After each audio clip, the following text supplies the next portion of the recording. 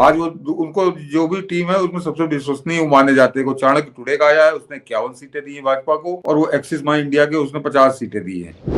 तो वो ये संकेत कर रहे थे कि नई दिल्ली जो लोकसभा की सीट है उसमें 10 विधानसभा की सीटें हैं, तो कहा उसमें से 7 सीटें भाजपा जीत रही है और केजरीवाल खतरे में। मतलब कि इस साजिश रसीदी से मनीष जी को ये क्यों नहीं पूछ रहा कि 5 तारीख को शाम को 6 बजे तक तुमने कहा बात क्यों नहीं बताई।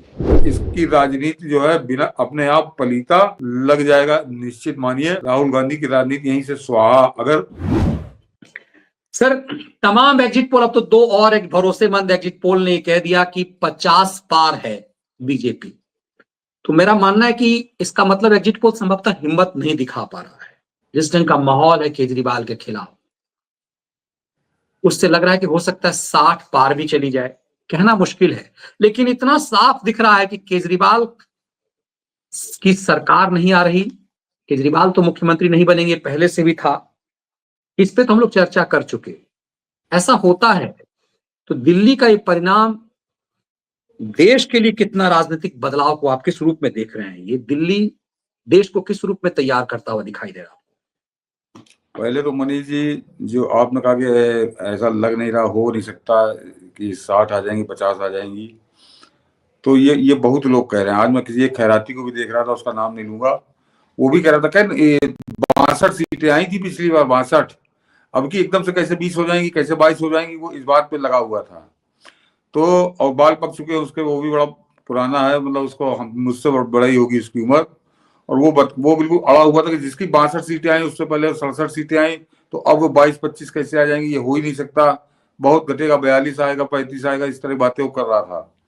तो उस खैराती को तो वो देखता ही होगा। मैं दर्शकों को भी बता दूं कि कतई अजूबा नहीं है जो जो आज की तारीख में आप एग्जिट पोल देख रहे हैं, और खासकर जो आज आए हैं दो एग्जिट पोल, कल तो सबने एक तरफा दिखाया ही था।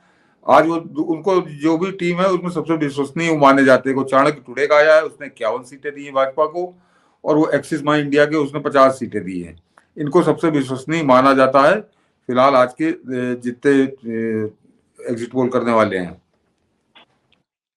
अब मैं पहले जरा 3 उदाहरण बता दूं दर्शकों, उसके बाद फिर आगे बढ़ता हूं, फिर आता हूं मनीष जी के सवाल पे कि 1971 1971 और इंदिरा गांधी के चुनाव हुआ था, लोकसभा का चुनाव था, और उत्तर प्रदेश की बात करूंगा, एक प्रदेश की, कि उत्तर प्रदेश में तब 85 सीटें होती थी, जो आपका उत्तराखंड है, तो वो 5 सीटें यहीं पे मिली हुई थी।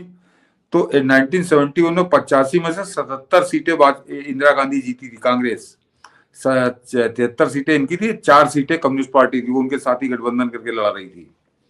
तो 85 में 77 का मतलब 90% सीट, 90% सीटें कांग्रेस जीती थी।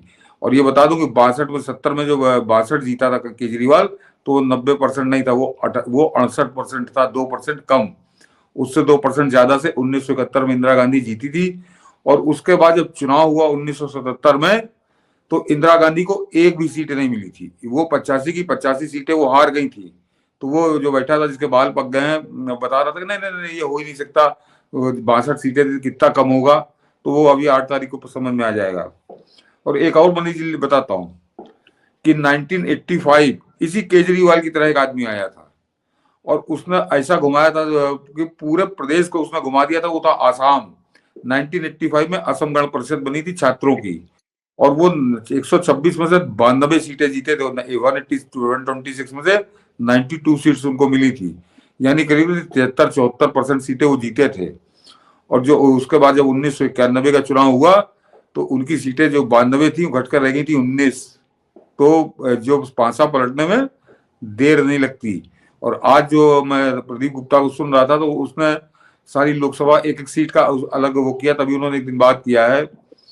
तो वो ये संकेत कर रहे थे कि नई दिल्ली जो लोकसभा की सीट है उसमें 10 विधानसभा की सीटें हैं, तो कहा उसमें से 7 सीटें भाजपा जीत रही है और केजरीवाल खतरे में। मतलब केजरीवाल को उसने बहुत स्पष्ट कहा कि केजरीवाल फिलहाल पीछे नजर आ रहा है उनके एग्जिट पोल में।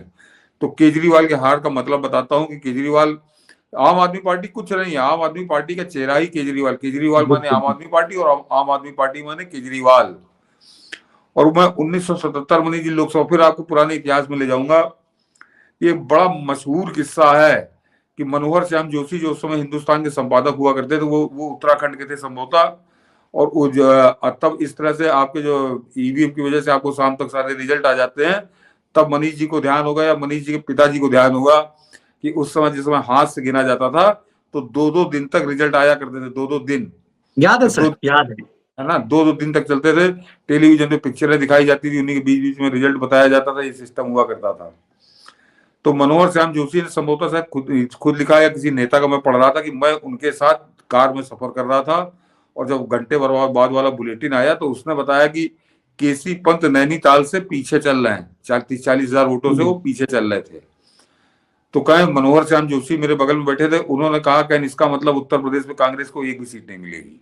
और तब बिल्कुल आधे बची जनगणना, ये मतगणना। तो कहे मैंने चौंक कर पूछा क्यों, तो कहे इस बात को कहे मैंने ये कहा कि क्या इंदिरा भी हार जाएंगी रायबरेली से। तो उन्होंने कहा कि अगर पंत हारेंगे नैनीताल से तो इसका मतलब इंदिरा भी हार रही है, और वही हुआ। बाद में 85 सारी सीटें वो हार गए। तो कभी कभी कोई आदमी ऐसा होता है, कोई प्रतीक ऐसा होता है कि उसकी हार पूरी तबाही को बता रही होती है। और मैंने कल भी, अगर मनीष जी ध्यान हो, तो कल मैंने कहा था कि केजरी की हार मुझे थोड़ी मुश्किल लग रही, मैं उससे सहमत नहीं हूँ। लेकिन आज जब एग्जिट पोल वाला कह रहा है और जब वो कह रहा है कि केजरी की हार, कि केजरी नई दिल्ली से चुनाव हार रहा है, तो इसका मतलब कि आम आदमी पार्टी का सुपड़ा साफ होने जा रहा है दिल्ली से। इसमें कहीं कोई शंका नहीं, बहुत कॉन्फिडेंस है उस आदमी का। उसने आतिशी को कहा कि आतिशी थोड़ा आगे है 2-4-5%, लेकिन आतिशी की स्थिति इन लोगों से ठीक है। सिसोदिया और केजरीवाल के लिए तो बहुत साफ कहा कि फिलहाल एग्जिट पोल में ये बिल्कुल है कि इनकी हार तय है। तो अगर केजरीवाल की हार तय है तो यहाँ पे कोई नाम लेवैया बचेगा नहीं कि आम आदमी पार्टी का रिजल्ट इतना चौंकाने वाला आएगा। 50 और 51 सीटें तो वो दे ही चुके हैं। तो मैं जरा इन लोगों को बता दूं, जो खैराती बता रहे हैं कि 62 से कैसे 22 पे आ जाएगा, तो 62 से 22 पे इससे पहले हिंदुस्तान में लोग आ चुके हैं, और ये केजरीवाल इसमें एक नया अध्याय जोड़ेगा। तो ये है इसका पहला, तो इस एग्जिट पोल का रिजल्ट जो संभावित रिजल्ट है वो बता रहा है। और दूसरा, मनीष जी आपने कहा कि ये चुनाव क्या प्रभाव डालेगा देश के ऊपर। तो इस चुनाव का देखिए, चाहे वो हरियाणा जीते हो और चाहे जीते हो महाराष्ट्र, मुझको सबसे मुश्किल चुनाव अगर कोई लग रहा था भाजपा के लिए जीतना, तो वो दिल्ली का लग रहा था। और उसके बाद हम लोग कई बार उसके कारण गिना चुके हैं। एक मोहल्ला नुमा था, इस गिरोह का कब्जा था, और इस गिरोह के पास बहुत मोटी टीम थी। मैं अक्सर बताता हूँ कि वो जो इसने गेस्ट टीचर रखे थे, वो गेस्ट टीचर थे ही नहीं, वो इसके पार्टी के कार्यकर्ता थे। और 20,000-25,000, तो छोटे से राज्य में 20-25,000 तो इसके कार्यकर्ता थे।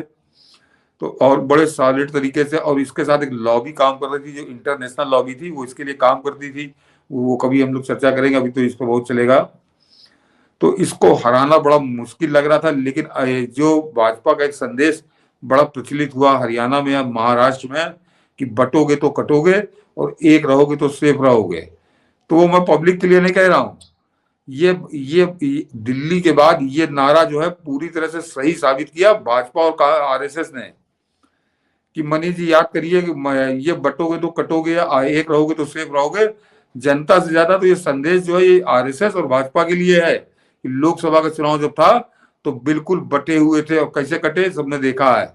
तो मेरे ख्याल से उससे सबक इन दोनों को मिला, और जिस तरह से भाजपा और आरएसएस फिर अपने पुराने रूप में आए, एक होकर आए, उन्होंने पासा पलटा, तो पासा पलटने की हैट्रिक है ये दिल्ली के चुनाव। तो ये एक बड़ा संदेश है, और आगे भविष्य में भी मेरे ख्याल से दोनों दल याद रखेंगे कि बटना और कटना जो है सबसे पहले इनके ऊपर होता है। जनता तो नेता के साथ होती है, जब नेता बढ़ गए तो वो भी बढ़ जाती है। तो वो आरएसएस की भूमिका की अब सब यहाँ पे चर्चा कर रहे हैं दिल्ली के अंदर। तो जो बटोगे तो कटोगे था, उसको सबसे ज्यादा आत्मसात किया आरएसएस ने और भाजपा ने। तो अब की एक होकर लड़े, सामने परिणाम है। दूसरा मनीष जी, एक और बड़ा भारी परिणाम है कि एक नौटंकी चल रही है सारे न्यूज चैनलों पे। वो साजिद रशीदी करके मौलाना जो है, वो इमाम काउंसिल का वो चेयरमैन अध्यक्ष है, वो आके एक हर चैनल पे आके बता रहा है कि देखो मैंने भाजपा को वोट दिया, और बड़ी दिलेरी से जो है केजरीवाल को गरिया रहा है, कांग्रेस को गरिया रहा है, और भाजपा का कि भाजपा ने मतलब 10 साल हमारा कोई नुकसान नहीं किया, हमारे जिस तरह से लोग डराते थे कभी हमको डर नहीं महसूस हुआ, कोई दबाव नहीं डाला गया। और सारे चैनल उसको हीरो बना के बैठा दिया मनीष जी।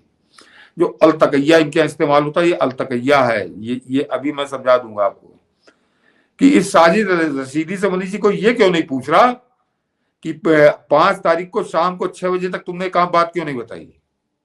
अगर तुम बड़े इतने खुले हुए दिल थे, बड़े खुले मन के थे, तो तुमको खुलकर आना चाहिए था प्रचार करने। तुमको मुसलमानी मोहल्लों में बैठ के मीटिंग करनी चाहिए थी कि हम तो भाजपा को वोट दे रहे हैं, तुम भी वोट दो और इन दलों को संदेश दो। जब चुनाव हो गया, रिजल्ट आ गया, और रिजल्ट के जब एग्जिट पोल आ गया, तो अपना वीडियो बना के डालना कि मैं देखिए मैंने भी भाजपा को वोट दिया। इसका इसको कहीं चेक तो हो नहीं सकता, जो कह रहा है उसको मानिए। तो एक तरह से जो भाजपा की सरकार है वो बनना तय हो गई दिल्ली के अंदर। तो वो अपनी घुसपैठ बनाने का एक जरिया बना है वो आदमी, कि किस तरह से, एक बात मैंने कहा ना अलतकैया, कि जहां पे कमजोर पड़ जाओ तो वहां पे लेट जाओ। तो ये लेट रहा है और कुछ नहीं है ये, ना तो इसके दिमाग में कोई बड़ा सेकुलरिज्म आ गया है, ना कोई भाजपा से इसका हो गया है, ना इसका कोई कांग्रेस या आप से मोह भंग हुआ है, क्योंकि वो किसी मतलब के नहीं बचे। तो अब ये इसने अपनी जगह भाजपा के अंदर बनाने की कोशिश की। मैं इसको देखकर मुझे हंसी आ रही थी कि कैसा ड्रामा ये कर रहा है, और इसके ड्रामे में जैसे मदारी के साथ जमूरे हो, तो मदारी बन के हर चैनल पे बैठ रहे हो, चैनल वाले जमूरों की तरह नाच रहे हैं उसके ऐलान के ऊपर, जबकि उसकी मंशा कुछ और है। और एक मनीष जी जो अपने दर्शक हैं उनको बहुत अच्छे से याद होगा, जब हम लोग की बात हो रही थी कि वहां पे ओवैसी ने अपने प्रत्याशी खड़ा कर दिए और ओवैसी इनका डेंट करेगा। और मैं एक नहीं कई बार जब इस तरह का प्रकरण आया, मैं हमेशा ये कहता रहा हूं कि ओवैसी जो है वो यूपीए का एजेंट है, और वो भाजपा को जानबूझकर यूपीए हल्ला मचाता कि भाजपा की बी टीम में, ताकि कोई शक ना करे, और वो पूरी मदद करता है भाजपा की। जरा दिल्ली की 70 सीटें उसने चुनाव लड़ा है 2 सीटों पर मनीष जी, और दोनों सीटों पर उसने लड़ा दंगाई, ताकि वो थोड़ा आकर्षित हो, लोग उसके लोगों चर्चा हो, लोगों का ध्यान उसकी तरफ जाए। और उसी बहाने वो जब जहरीले भाषण दे रहा था घूम घूम के, तो खाली 2 सीटों के लिए थोड़ी पोलराइज कर रहा था, वो दिल्ली के अंदर जितना मुस्लिम वोटर था उसको पोलराइज कर रहा था। और इसका यही इस्तेमाल करता आया है ये पूरा इंडी गैंग, इससे पहले यूपीए, कि तुम बहाना बना दो कि दो हम तो अपने कैंडिडेट का प्रचार कर रहे हैं, लेकिन उसी बहाने तो मैंने कहा 70 सीटों में 2 सीटों पर लड़ रहा था, लेकिन उसके बयान जो है न्यूज चैनलों पर चल रहे थे, अखबारों में छप रहे थे, और वो खुद प्रचार कर रहा था अपना। तो वो बाकी जो 68 सीटों पर मुसलमान थे वो कहाँ जाते वोट डालने। तो उनको जो एक तरह से रेडिकलाइज कर रहा था, उनको कट्टरपंथी बना रहा था, जहरीले भाषण दे रहा था, तो वो दे तो केजरीवाल ही के लिए रहा था या कांग्रेस के लिए दे रहा था। वो तो उसके प्रत्याशी तो 2 ही सीटों पे थे। और मैंने कहा था कि ना तो ताहिर हुसैन जीतेगा, ना शरीफुल हुसैन कौन है वो दूसरा दंगाई जो है, ना वो जीतेगा। और किसी भी एग्जिट पोल ने मनीष जी, किसी भी एग्जिट पोल ने कोई एक भी सीट न तो ओवैसी को नहीं दी है, यानी ओवैसी के दोनों प्रत्याशी चुनाव हार रहे हैं। तो यह है ओवैसी की भी असलियत। लेकिन भीड़ तो बहुत थी ताहिर हुसैन के सभा में, मतलब लग रहा था जैसे कि नायक की तरह से लोगों ने हाथ उठाया था। मैं मनीष जी, तमाशा देखने वाली भीड़ अलग होती है। मैं 2017 संभवतः 2017 के चुनाव में यहाँ लखनऊ से इसने एक प्रत्याशी उतारा था, बहुत पैसे वाला था, और उसने जो नॉमिनेशन किया था तो 2-3 किलोमीटर लंबा उसका जुलूस था, और लोग कह रहे थे कि अब की ये पलट देगा और सभा के वोट काट देगा। मैंने तब भी कहा था कि इसको कुछ नहीं होगा, ये केवल तमाशा बना के खड़ा कर रहा है, इसको वोट नहीं मिलेंगे। और वही हुआ था कि जहां समझिए 70,000 80,000 वोट और अन्य प्रत्याशी पाए थे, उसके कैंडिडेट को वोट मिले थे 780। और मेरे ख्याल से जब उसने जुलूस निकाला था तो 780 तो उसने कारें और मोटरसाइकिलें उसने उसके जुलूस में थी, उसके जुलूस में जो लोग थे उन्होंने वोट नहीं दिया। तो ये एक बड़ा हिडन हैंड है यूपीए का या इंडी गैंग का, ये काम करता है उनके लिए, और करता है उनको एक दे देता कि कहते कोई भाजपा की भी टीम है। तो उसकी भी कलई इस चुनाव में खुल गई। दूसरा मनीष जी, इस चुनाव के बाद राहुल गांधी जो नेशनल लीडर बनता था, नेशनल पार्टी का नेशनल लीडर, वो खेल खत्म। वो खेल खत्म क्योंकि लगातार एक भी सीट ना आने, एक मतलब लगातार हैट्रिक मारी है राहुल गांधी ने। और किस जगह पे मार रहा है हैट्रिक, जहां पे वो रहता है, उसकी अम्मा रहती है, उसका बहन रहती है, उसका बहनोई रहता है, पूरा खानदान वहीं रहता है, और उस जगह पर लगातार एक भी सीट ना मिलने की ये हैट्रिक होगी राहुल गांधी की 2025। और फिर बता दूं कि उसमें शायद 9 या 10 जो एग्जिट पोल हुए हैं उनमें किसी एक एजेंसी ने उसको एक सीट दी है कांग्रेस को, अन्यथा वहां पर बाकी सबने 0 दिया है कि कोई सीट कांग्रेस को नहीं मिल रही। तो ये एक बड़ा परिवर्तन होगा, क्योंकि इसके बाद अगर लगातार 0 की हैट्रिक दिल्ली में अपने घर में मारेगा, तो उसके बाद ममता बनर्जी इसको किस निगाह से देखेगी, अखिलेश यादव इसको किस निगाह से देखेगा, और वो जो लालू पुत्र है वो इनको किस निगाह से देखे, किस हैसियत से खड़ा होगा। तो इसकी राजनीति जो है बिना अपने आप पलीता लग जाएगा, निश्चित मानिए।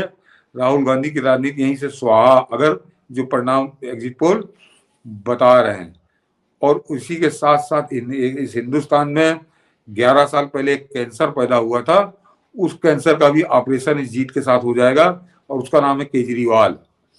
मनीष जी, ये था तो म्यूनिसिपैलिटी का मुख्यमंत्री, लेकिन इसके दावे जरा देखिए। 2014 में पूरे देश में 414 सीटों पर चुनाव लड़ गया। उसके बाद मैं हमेशा कहता रहा हूँ कि ये हमेशा संवेदनशील इलाकों में, ये बॉर्डर स्टेट पे जाके चुनाव लड़ता था, ये हिमाचल में चुनाव लड़ता था, ये उत्तराखंड में चुनाव लड़ता था, ये जाकर गोवा में चुनाव, जहां बॉर्डर है, देश का सीमा है, वहां पर ये चुनाव लड़ता था। गुजरात में पाकिस्तान से लगी सीमा, वहां लड़ने चला गया। पंजाब में पाकिस्तान से लगी सीमा, वहां चला गया। तो ये कोई विदेशी एजेंट, और वो ताकत बहुत बुरी तरह से इसको प्रमोट कर रही थी, मैं जिसकी भी बात कर रहा था। और उसका ये था कि ये सीमावर्ती राज्यों में इसका कब्जा हो, लेकिन भगवान ईश्वर की दया से जो जो सीमावर्ती राज्य हैं, एक पंजाब को छोड़कर कहीं इसका जादू नहीं चला, सब जगह इसकी जमानतें जब्त हुई। लेकिन ये लगातार लड़ रहा था, ये बड़ा महत्वपूर्ण है। ये क्यों जाता था? तो ये भले सारी सीटें हार जाता हो, लेकिन ये जहां चुनाव लड़ाता था वहां पे कम से कम एक आदमी तो इसका होता था जिसको टिकट देता था, और उस आदमी के साथ 150 आदमी और। तो एक तरह से भारत विरोधी फौज ये तैयार कर रहा था भारत के सीमावर्ती राज्यों में। ये बड़ा हिडन एजेंडा है, जो कभी पॉलिटिकल नहीं, कभी उसकी बात नहीं होती, और इन मीडिया से तो क्या करेंगे बात। तो आज के इस चुनाव के बाद जिस तरह से ये खत्म होगा, तो उसके बाद फिर इसका मनीष जी अस्तित्व खत्म हो जाएगा। ये तरसेगा दोबारा पलटने के लिए, क्योंकि अक्सर नेता हारते हैं चुनाव, 5 साल के लिए हारे, 5 साल बाद वो फिर पलट के आ गए, लेकिन वो राजनेता होते हैं, वो किसी देश के दलाल या किसी विदेशी ताकत के एजेंट, उनके बस का नहीं है ये। और दूसरा, इसकी कमर ये टूट चुकी है कि जो इसके आका थे, उनकी कमर अमेरिका में टूट चुकी है। तो इसको फाइनेंस करने वाले, इसको दोबारा खड़ा करने वाले खुद खड़ा होने को तरस रहे हैं आज की तारीख में। तो इसको कहां से खड़ा करेंगे? तो इसका अगर ये हारता है, जो अगर क्या फिलहाल तो जो एग्जिट पोल आ रहे हैं और बड़े सॉलिड आ रहे हैं, तो इसकी हार खत्म, और हार के साथ इसका राजनीतिक जीवन भी खत्म। अभी से जेल यात्रा करेगा, कैदी का जीवन इसका होगा। तो कई सारे केस तो अभी और खुलने हैं इसके। अभी शिक्षा घोटाला का मामला सामने आना है। नहीं मनीष जी, वो शिक्षा घोटाला छोड़ दीजिए। अभी 14 सीएजी रिपोर्ट है जो इसने 2017 से नहीं पेश करी है। जरा गौर करिए कैसा दुस्साहसी आदमी था, कैसा बेशर्म आदमी था कि 14 सीएजी रिपोर्ट जो 2017 से इसने आज तक विधानसभा के अंदर रखी ही नहीं। तो वो इसका मतलब उसमें बड़ा कोई काला चिट्ठा इसका, जिसको इसने अभी तक जाहिर नहीं किया है। तो वो जब सीएजी रिपोर्टें रखी जाएंगी तो उनसे कई जांचें अभी निकल के आएंगी। लेकिन मनीष जी, एक जो इस चुनाव ने एक और भ्रम तोड़ा है, वो पूरे देश के लिए संदेश है। और मैंने कहा ना, वो मौलाना जैसे लेटा जा रहा है कि वहां भाजपा भजन गा रहा है, चैनल दौड़ दौड़ के गा रहा है, तो उसी तरह एक संदेश और है मनीष जी, कि सारे एग्जिट पोल बड़ा खुलकर बता रहे हैं कि दिल्ली के अंदर 75% मुसलमानों ने आम आदमी पार्टी को वोट दिया। कुछ 75 कह रहे हैं, कुछ तो उसमें 83% तक बता रहे हैं। तो अब इससे ज्यादा तो मुसलमान वोट दे नहीं सकता था। और उसके बाद केजरीवाल का क्या हाल होने जा रहा है, तो ये भी संदेश है। आप कहिए, हरियाणा और महाराष्ट्र के बाद दिल्ली चीख चीख कर संदेश दे रही है कि तुम्हारा, अगर तुम सनातन द्रोही हो, तुम हिंदू विरोधी हो, तुम सनातन धर्म को गाली बकोगे, तो मुसलमान वोट तुमको सब कुछ दे दे, उसके बाद भी तुम्हारा कोई भला नहीं होना इस देश की राजनीति में। ये केजरीवाल के लिए नहीं, ये जो सनातन द्रोही दल घूम रहे हैं, हिंदू विरोधी दल घूम रहे हैं, कि इनको लगता है कि हिंदुओं को गाली देंगे तो मुसलमान खुश होकर हमको वोट देगा। तो उनके लिए बड़ा सख्त संदेश दिल्ली ने आज दिया है कि इससे तुम्हारा भला नहीं होगा। केजरीवाल को उन्होंने सबक सिखाया है। मतलब आपको लग रहा है कि ये जो कई सालों से ये तुष्टीकरण का जो था कि मुसलमान जिसको वोट देगा सरकार उसी की बनेगी, ये तो परंपरा बनती आ रही थी। अब एकदम इसके उलट दिल्ली जो है इसकी पूरी कहानी को बदल देगा। एक छोटा सा राज्य है, ये पूरी कहानी को बदल देगा, पूरी सोच को बदल देगा, और फूक फूक के लोग कदम उठाएंगे। लेकिन इंटरेस्टिंग ये है, मेरा मानना है कि अरविंद केजरीवाल ने खुल करके तुष्टीकरण के वोट के लिए कोई लार नहीं टपकाया। अरविंद केजरीवाल को आप देखेंगे, वो हनुमान मंदिर में लेट रहा है। जो आदमी कहता था कि मेरी नानी कहती थी कि भाई मंदिर मत जाना, ऐसे मंदिर नहीं जाना है, वो हर जगह लेट रहा है। वो जो कहता था कि एक आईआईटी स्टूडेंट के इंजीनियर होने के नाते मेरी कोई आस्था धर्म में नहीं थी, बचपन से नहीं थी, वो अब कह रहा है कि मेरी नानी दादी मेरा हनुमान चालीसा में बचपन से पढ़ता था। इस चुनाव में यदि आप देखेंगे तो केजरी ने किसी भी मुस्लिम इलाके में प्रचार नहीं किया। तो ऐसा तो माना ही नहीं जा सकता कि केजरी ने मुस्लिम वोट के लिए लार टपकाए। नहीं मनीष जी, उसने जो कहा उसकी रणनीति पूरी सफल रही। सारे एग्जिट पोल 75 से 83% वोट बता रहे हैं मुसलमानों ने उसको दिया, तो और क्या चाहिए। तो उसका तो बिल्कुल सही गेम था कि मैं जाऊंगा नहीं वहां पे, और उसके बाद भी मुझको ये वोट देंगे, मुझको वोट नहीं देंगे तो जाएंगे कहाँ। तो उसको तो 75% वोट मिला। लेकिन मैं जो दूसरी चीज जोड़ के कह रहा हूँ वो उसको बहुत भारी पड़ गया। जो आपने बताया ना पहले कि मंदिर जा रहे हैं, हनुमान चालीसा पढ़ रहे हैं, वो कोई नौटंकी इसकी काम नहीं आई। इसका जो एक जनमानस में छवि इसकी बन गई थी कि ये आदमी सनातन द्रोही है, हिंदू विरोधी है, और कट्टर ये एक तरह से मौका पाएगा तो सबका निपटा देगा हिंदुओं को या सनातनियों को। और इसीलिए इसका मंदिर जाना या हनुमान चालीसा पढ़ना छोड़िए, जो इसने पाखंड किया था कि हम मंदिरों के पुजारियों को भी 18,000 रुपए महीने तनख्वाह देंगे, वो भी काम नहीं चला। और वो तो मैंने शायद संभवतः अपने डिबेट में हम लोगों ने कहा था कि यहाँ पर कोई भी पुजारी जो है उसके कहने से आदमी वोट नहीं देता। हिंदू तो कम से कम नहीं देता कि वोट डालने से पहले पुजारी से पूछने जाए कि भैया कहाँ वोट डालें। मुसलमान देता है। मुसलमान को मौलाना वो जो खुतबा पढ़ते हैं शुक्रवार को, वो बताते हैं कि तुम फलाना करो, फलाने को सपोर्ट करो, फलाने को वोट देना। और वो उसका दांव सही था। वो देखिए कि कहीं नहीं गया वोट मांगने, ना उसने कोई रोड शो किया, ना कोई बड़ी मीटिंग की मुसलमान इलाकों में, लेकिन उसके बावजूद उसको 75% वोट है। तो और ये मेजॉरिटी वोट, 3/4 वोट उसको पड़ा। लेकिन मनीष जी, इसी के साथ ये मैंने कहा तुष्टिकरण का तो उसका ठीक था, लेकिन उसके अलावा एक संदेश और दिया है दिल्ली के चुनाव ने। मैंने कहा पूरे देश के नेताओं के लिए संदेश है, मैं उनकी बातें कर रहा हूं। ये हरामखोरी वाले जो है कि ये जो हम फ्री भी बांट के चुनाव जीत लेंगे, इस धारणा को भी दिल्ली ने तोड़ा है। क्योंकि ये 2100 और 2500 छोड़ दीजिए, उसके अलावा तो हरामखोरी बांट ही रहा था। वो पानी फ्री दे रहा था, बिजली फ्री दे रहा था, बस यात्रा फ्री करा रहा था, सब कुछ तो करा रहा था वो। लेकिन उसके बाद अगर 19 से 25 सीटें मिल रही हैं तो वो हरामखोरी वाला फैक्टर कहाँ गया। क्योंकि भाजपा तो सरकार से बाहर है, कांग्रेस भी पिछले 10 साल से बाहर है, और वो 10 साल से लगातार ये सब दे रहा था। तो देने के बावजूद वो हारा क्यों। तो मैंने कहा ना कि जिसका नाम लेवैया कोई नहीं, जिसका कहीं कोई जिक्र नहीं कर रहा, कि आदमी का जो धर्म को जिस तरह से इसने आहत करता था, चुनाव में आकर नौटंकी करता था कि हनुमान चालीसा पढ़ रहे हैं और कनॉट प्लेस के मंदिर चले जा रहे हैं, अलग अलग नाटक बनाता था, त्रिपुंड लगा लेता था, रामनामी उड़ लेता था। इसकी ये सारी नौटंकी जनता देख रही थी। तो वो हरामखोरी का कुछ परसेंटेज वोट तो है, लेकिन वो सिर्फ हरामखोरी के बल पर आप लगातार राज करोगे। तो 2020 में इसको एक झटका हो गया था, लेकिन जब 2025 है तो 10 साल बहुत होते हैं। 10 साल बाद इसका जनाजा बड़े धूमधाम से जनता ने निकाला है। तो ये संदेश है कि आपको खाली मुस्लिम वोट के बल पे तुम नहीं चुनाव जीत सकते हो, और केवल हरामखोरी भत्ते के दम पर भी तुम चुनाव नहीं जीत सकते हो। जनता की अपेक्षाएं और होती हैं, उन अपेक्षाओं पर बिल्कुल बिग जीरो था इसके पास, और उसका दंड इसको मिल रहा है चुनाव में, जो फिलहाल अभी बता रहा है हम लोग को एग्जिट पोल।